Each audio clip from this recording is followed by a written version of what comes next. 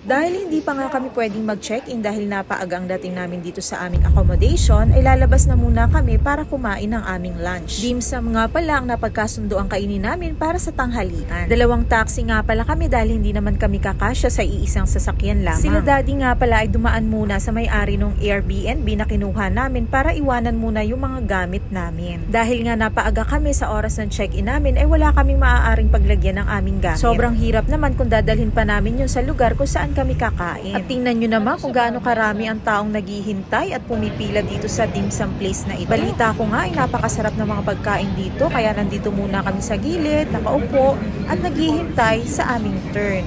And finally, andito na kami, nakapwesto na kami sa loob.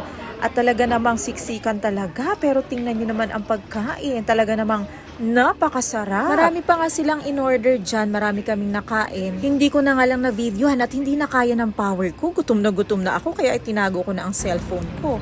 So ayan napakarami pa rin talagang naghihintay. At dahil tapos na kaming kumain, papunta naman kami ngayon sa Cat Cafe.